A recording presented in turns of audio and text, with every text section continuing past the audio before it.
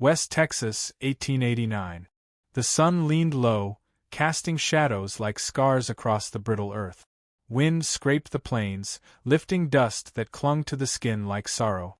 Every breath tasted of rust and regret. Amid the hushed stillness of dying land, a lone figure trudged through the heat haze, boots worn to silence, hat low against the glare, eyes dry from more than just sun. Thomas Graves was a man hollowed by years, not age.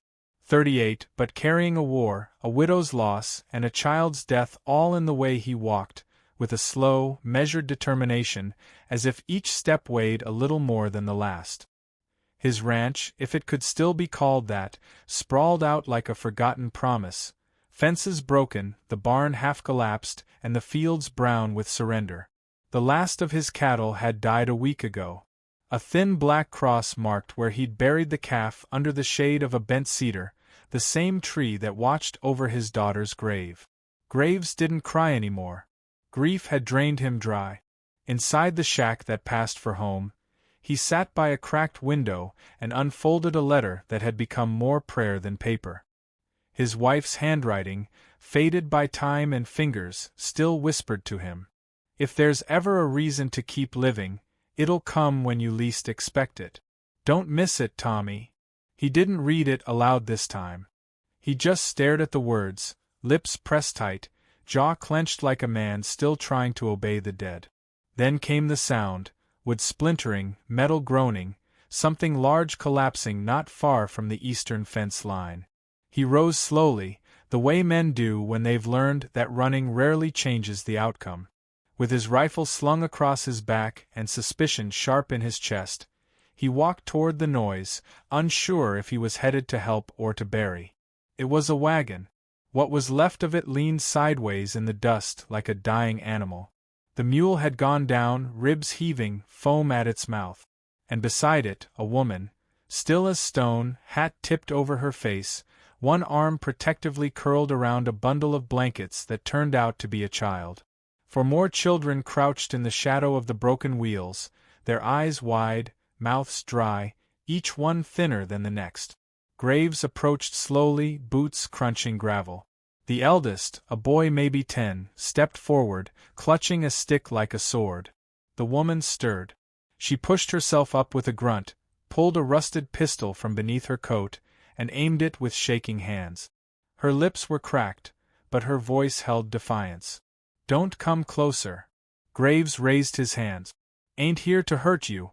You got water?" She hesitated, then slumped to her knees. "We had a barrel." Mule kicked it loose back on the trail. "We were just trying to get west. I didn't think it'd be this far." He offered his canteen without a word. She stared at it like it might vanish if she blinked too long. The children crowded around, desperate. He poured careful sips into their hands, rationed like gold. "I'm Graves," he said after a moment. "This land's mine, such as it is." "Cora," she answered. "Cora May Higgins. That's Eli, Ruthie, Sam, Ada, and the baby's Rose." He nodded. "Your man. Dead." She didn't elaborate. The way her eyes narrowed told him not to press. He gestured toward the creek bed that ran dry most months but still had a muddy trickle beneath the cottonwood. "Got shade and water down that way. Better than roasting here." "I can't pay." "I didn't ask for pay. I don't take charity." "Then call it trade," he said. "You fix what you touch." They moved slowly. He carried 2 children while she cradled the baby. The eldest helped pull a wheel from the wagon, dragging it along like some grim totem of the life they'd left behind. At the creek's edge, they drank deep and washed the worst of the road from their skin. Cora's hands trembled as she wiped mud from her baby's cheeks. Graves saw the bruises on her wrists when her sleeves pulled back, but he said nothing. Back at the shack, he cleared space in the barn's shadow, laying blankets and tossing a tarp over the wagon remains to make shelter. He gave them beans from the last jar in his pantry and watched the children devour them with both hands. That night, long after they'd all fallen asleep, Graves sat alone on his porch. The stars blinked, silent witnesses. The wind carried the soft sounds of children breathing and a woman murmuring to calm the baby. For the first time in years, there was more than the wind and the weight of memory. There were voices. He thought about sending them on in the morning. He wasn't fit to host a wounded dog, let alone a family. But the silence inside him was cracking, and in its place grew something unfamiliar. Not hope, he wasn't ready for that word. But maybe a question, what if? He took out the letter again. His fingers hesitated over the edges. Then he tucked it into the hollow post by the porch, the one where he used to store tools. Maybe it was time to put her words away. Maybe it was time to write new ones. Inside the barn, Cora watched him from the shadows, baby on her chest. She'd seen men like him before, quiet, damaged, wrapped in loss-like armor. But something about the way he moved, slow but deliberate, told her this was not a man who turned away from storms. She wrapped the baby tighter and whispered, "Don't break, not yet." Graves sat back in his chair, staring into the dark. Somewhere far off, a coyote howled. He didn't flinch. He just whispered to the night, "Looks like you were right, Sarah. I didn't see it coming." Morning rose like a slow forgiveness, burning mist off the plains and casting golden light over the battered remnants of Thomas Graves' land. The wind had quieted, the dust settled, for now. The children were already up, barefoot and exploring, their laughter light and uncertain, like they'd forgotten what it was to sound joyful. Graves watched from the porch, sipping black coffee he'd rationed tighter than bullets. Cora stood by the barn, sleeves rolled to her elbows, hair tied back, gripping a hammer with cracked hands and the resolve of someone who'd long since stopped expecting rescue. The barn wall had collapsed in the last storm. Graves hadn't had the strength, or reason, to fix it. But now, with 5 small mouths to feed and a woman working as if the land might just forgive them if they asked nicely, it no longer seemed impossible. He joined her without a word. She handed him a rusted nail, and they began. Their rhythm formed naturally, her holding boards in place, him hammering with practiced precision. It wasn't smooth. There were splinters, swears under breath, a fall that left Cora laughing and Graves rubbing his back with a rare half-smile. They didn't talk much, but the silence between them had changed, less weight, more purpose. Eli, the eldest, stood nearby, arms crossed, trying not to seem like he wanted to be useful. Graves caught his eye. "You ever kill a jackrabbit?" Eli straightened. "With what?" "We had a sling, but Ma used the rubber for the wagon wheel." Graves nodded once and handed him an old slingshot from a forgotten drawer in the shed. "You miss more than you hit. But don't stop aiming." Later, when Eli returned with 2 rabbits, eyes shining with unspoken pride, Graves didn't say much. He just cleaned the meat and let the boy watch every cut. That night they had stew. Real stew. No watered-down beans or scraped root. The smell filled the cabin like memory, and even Graves sat with the others, bowl in hand. Cora leaned back against the wall, baby Rose asleep on her lap. "Feels almost like a home." Graves didn't answer, but he didn't get up either. The next morning brought no such peace.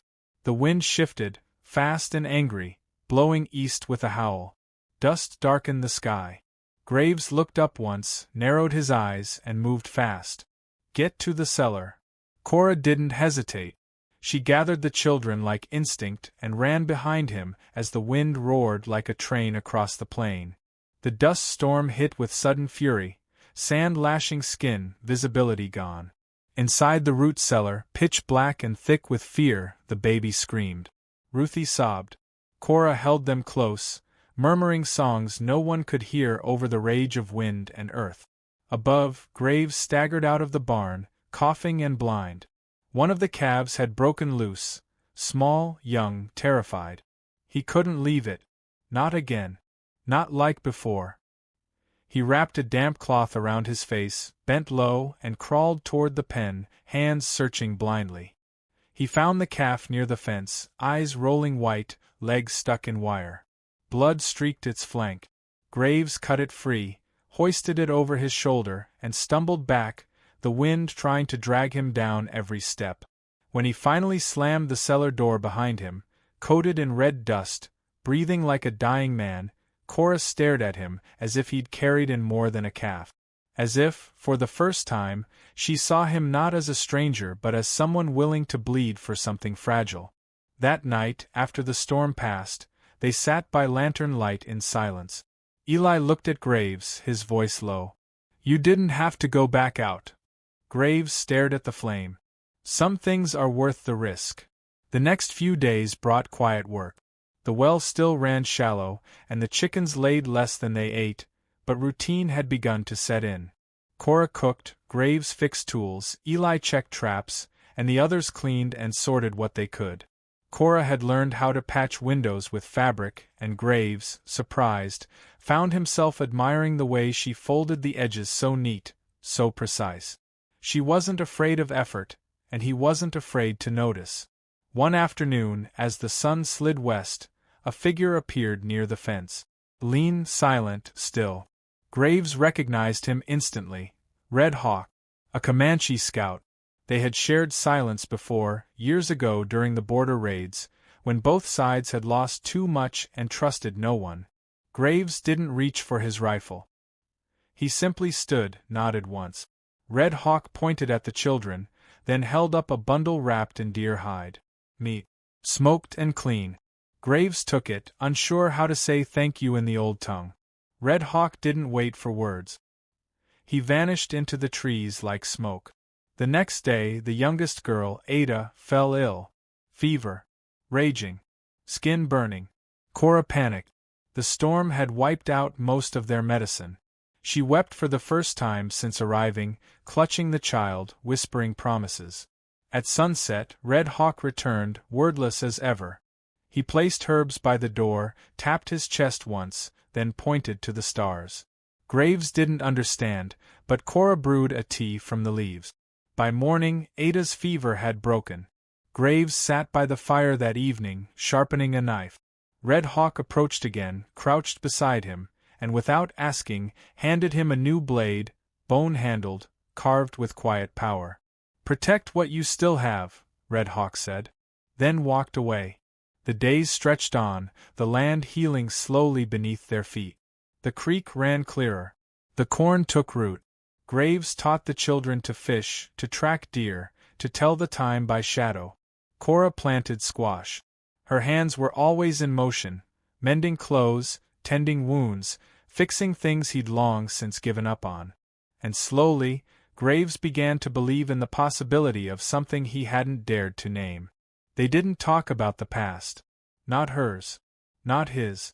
But sometimes, in the stillness before sleep, Cora would sit near the porch where Graves watched the stars, and just sit. No questions. No pressure. Just presence. And that, he realized, was more comfort than any sermon or whiskey bottle had ever given him. One evening, while splitting logs, Graves looked up and saw Eli helping Ruthie saddle the old mule. She wasn't afraid anymore. Neither was he. The wind picked up again that night, but this time it didn't howl. It whispered.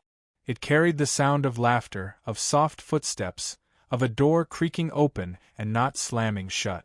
The kind of wind that brings change, not ruin. Graves stood at the edge of his porch, hands on his hips, heart still uncertain but no longer locked. He looked back toward the house, the children asleep, Cora quietly sewing by lantern light, and for the first time in a long while, he thought, maybe this land wasn't cursed after all. Maybe it just needed someone to stay. The wind that morning was too still. Graves noticed it before the sun crested fully, how the birds didn't chirp, how the mule shifted uneasily. He'd learned long ago to listen to the silence more than the noise. And something in that silence scraped against his gut like rusted metal. He stepped off the porch, rifle slung low, eyes scanning the horizon. It didn't take long. By mid-morning, dust rose from the southern trail. 5 riders. Not traders. Not lawmen. The kind who carried guns loose in their holsters and wore grins that didn't reach their eyes. Cora stepped out of the barn, hands still wet from scrubbing clothes. She froze, then quietly herded the children inside. The lead rider was tall, heavy-set, a red bandana tied at his throat like he wanted to look respectable but never meant to be. He called himself Burke, claimed he had a deed signed by a Confederate officer that said the land belonged to his grandfather, and now to him. He waved the paper like a sermon, laughing when Graves didn't flinch. "Whole lot of good dirt out here," Burke said, spitting tobacco. "And you're barely scratching it. Thought we'd help ourselves." Graves kept his voice level. "Ain't no law backs that paper. This land was cleared and claimed fair after the war. You want a fight, you'll get one." Burke grinned wider. "I was hoping you'd say that." They left by sundown, promising to return. Cora watched them ride off with her arms crossed, face tight. "How many bullets do you have?" "Not enough," Graves muttered. That night they prepared. Eli sat by the table, cleaning the rifle Graves had given him weeks ago. His hands trembled, but he didn't stop. Cora counted the shells, 9 in all. She didn't cry. She didn't even blink. Just asked Graves where the best shooting spot was, then stood there for an hour, memorizing every angle. Before dawn, Red Hawk arrived without a word. He examined the tracks in the dirt, then the horizon. His face told them everything. They were coming. He handed Graves a small pouch. Inside, 6 handmade arrowheads, sharp as truth. "You still ride for what matters?" Red Hawk asked. Graves nodded once. "I do." They took positions, Graves in the hayloft, Eli behind the barrels, Cora inside the house with the children, pistol in hand. Red Hawk vanished into the brush like smoke. The bandits arrived with the first light. No pretense now, just violence. They fired before they even spoke. Bullets tore through the fence. Graves fired back, dropping one rider before he reached the barn. Eli squeezed the trigger too early, missed, reloaded.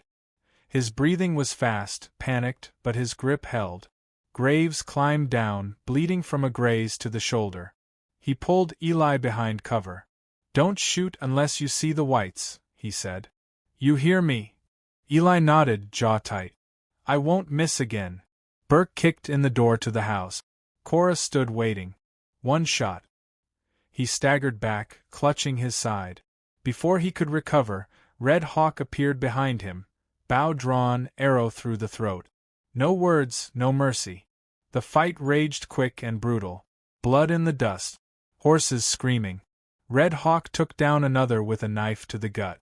Graves, half conscious from blood loss, still managed to fire the final shot that ended it all, a clean hit to the last rider's chest. Silence followed. Not peace, but the kind of stillness that only comes when all the damage is done. Cora found Graves slumped against the barn, pale, eyes fluttering. She knelt, pressed cloth to his wound, whispering over and over, "Don't you dare leave us now." He didn't answer, but his hand found hers, and he held on. The next days blurred. Red Hawk stayed long enough to help bury the dead and burn what needed burning. Then he left, the way he came, quiet, with a nod, disappearing into the trees. Word spread through the nearby towns. A ranch defended by a scarred ex-soldier, a mother with fire in her eyes, and children who stood tall behind broken fences. One morning, a man rode up from the county office with a folder. Graves stood by the gate, arms still in a sling. "You're Graves." "I am." The man handed him papers. "Governor's office heard about what happened. This here's legal title. Official. You don't owe a soul." Graves took the papers with shaking fingers. Behind him, Cora watched from the porch, baby Rose on her hip, the others crowding the railing. No celebration followed. Just a quiet dinner that night, a candle on the table, and bowls filled with more than beans. Later, Graves sat under the cedar tree again. He held his wife's old letter, the paper soft from wear. He didn't read it this time. Just held it for a while, then tucked it beneath the stone at her grave. "You were right," he said, voice soft. "I didn't see it coming." Back at the house, Cora sat with a book in her lap, rocking Rose slowly. Graves walked up the step. She looked at him, something like a question in her eyes. He didn't answer it with words. Just sat beside her, hand resting near hers on the chair. The wind moved through the trees, gentle now. The ranch, once cracked and dying, now carried green shoot. The chickens clucked lazily. The mule had its strength back. And laughter, real, full-bellied laughter, rose from inside, where Eli and the others argued over biscuits. Graves leaned back, eyes half closed. He wasn't healed. Not completely. But he was no longer alone. And somehow, against every odd, the dust he once cursed had given way to something like home. Spring crept in softly, carried by the scent of blooming sage and the chirp of birds brave enough to return. The land no longer cracked beneath boot. It bent, yielded, and began to breathe again. Grass sprouted where death once lingered, and for the first time in years, Thomas Graves didn't wake expecting loss. He rose early, as always, but now his steps had purpose. Not just survival, but building. Not just fixing fences, but protecting what had become, somehow, his family. Cora moved with quiet confidence through the mornings. Her hair braided tight, sleeves rolled, a woman forged by hardship but no longer ruled by it. The bruises of the past had faded, and her eyes had softened, but the strength remained, coiled like a spring just under the surface. She cooked with rhythm, called the children with a voice that knew when to soothe and when to demand. Graves had learned to listen, not just hear, but truly understand, and in that silence, trust had taken root. Eli had grown leaner, taller. He no longer flinched at loud noises or reached for Graves' approval. He didn't need to. He carried himself like a boy turning man, like someone who'd found worth in his own hands. He carved things now. Handles, toys, even a small wooden plaque that read home, nailed crooked above the door. Graves had left it there, untouched. Ruthie sang when she worked. Ada chased chickens barefoot. Sam spoke only when he needed to, but when he did, it mattered. And Rose, the baby, had begun to walk, stumbling steps across the dirt yard, her laughter the kind of sound that stitched broken things together. There was work still to be done. There always would be. The barn roof needed patching. The water line was temperamental. Coyotes still prowled the edge of the fields. But the fight had shifted from desperation to diligence, from fear to future. One late afternoon, as the sun melted into the ridge line, a shadow appeared on the horizon. Another rider. Not bandits this time, just a lone horseman, older, shoulders slouched under the weight of years. Graves stepped off the porch, rifle at his side, out of habit more than threat. The rider stopped a few yards short, lifted his hat, and nodded. "Name's Whitaker," he said. "County Registrar. Heard about your place." Graves narrowed his eyes. "You're late. The deed came weeks ago." Whitaker smiled, slow and crooked. "Not about the papers. About the future." He dismounted, handed Graves a folded notice. A new rail line was cutting through the southern plains. Telegraph wires. Trade routes. With the ranch positioned between two growing towns, it would soon sit on a vital stretch of trail. Demand for produce, livestock, even lodging, was set to rise. Whitaker pointed toward the open fields. "You've got land, water, strong hands. You're in a good place." Cora joined them quietly, hands on her hips, gaze unreadable. Graves looked at her, then back at the land. "We didn't build it for sale," he said. "No one's asking you to," Whitaker replied. "Just know, if you keep this up, you won't just survive. You'll thrive." He left with a handshake and a promise to return. That evening, Cora and Graves sat on the porch. The children played in the distance, their laughter drifting like music through the dusk. "Big future maybe," she said. "Maybe," he echoed. "You ready for that?" Graves took a long breath, stared out across the land. "I'm ready for one more sunrise at a time." She smiled faintly. "That's more than we had before." Days passed. The rail markers appeared, red flags tied to stakes driven into soil. The town sent traders, young men with too much charm and maps they didn't understand. One offered to buy half the land for a price that might have tempted another man. Graves declined without asking the number. He didn't want gold. He wanted roots. Still, questions lingered. What were they now? Him and Cora? He hadn't asked. She hadn't said. But everything they did, how they spoke, how they shared work and silence, it all felt like something solid. Something old and tested. One night, a storm rolled in fast, thunder cracking above the hills. Rain came heavy, drumming on the tin roof, seeping through windows and cracks they hadn't yet sealed. Graves moved fast, grabbing tarps, covering supplies.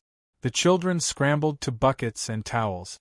In the middle of it, Cora laughed as the wind tore her bonnet off, as Rose shrieked with glee in her arms, as Graves slipped in the mud and cursed with surprising softness. It was wild, messy, and perfect. When the rain passed and the stars returned, they were soaked, shivering, and breathless. That night, Graves stood by the fire with a blanket around his shoulders. Cora approached him slowly, Rose asleep against her chest. She hesitated, then reached out and touched his hand. "Whatever this is," she said, voice low, "I'm not running anymore." Graves looked down at her fingers curled against his. "Neither am I." He didn't kiss her. Not yet. It wasn't time. But he held her hand, firm and steady. The next morning, Graves walked to the cedar tree where his daughter was buried. He hadn't been there in weeks. He knelt beside the grave, touched the stone gently. "It's not forgetting you," he murmured. "It's living for what you never got to see." He stood and left a single sunflower by the cross. It swayed in the breeze like a whispered blessing. That afternoon, the family sat for supper. Fried rabbit, cornbread, fresh greens from the garden Cora insisted would grow. Graves carved the meat while Cora poured tea. Eli told a story. Sam argued the ending. Ruthie hummed, Ada giggled, and Rose threw biscuits to the dog. It wasn't perfect, but it was whole. Graves leaned back, eyes scanning the room. Dirt floors, patched windows, the soft glow of lantern light and laughter. It echoed where silence once ruled. And it reached places inside him he thought had long since died. Outside, Red Hawk stood at the edge of the field, watching from beneath the trees. Graves saw him and raised a hand. Red Hawk nodded once, then disappeared into the shadows like always. Graves didn't follow. He knew they'd meet again, if not in body, then in the wind that blew when everything else had gone still. As night settled and the house quieted, Graves stood on the porch, stars above, the scent of soil and rain still in the air. He didn't speak. He didn't need to. Sometimes, the dust of the past has to blow through before a man can see the shape of what's been waiting all along. And in the heart of Texas, where once there was only ruin, there was now something sacred. A home. A family. And a future he never thought he deserved, but had chosen to protect anyway.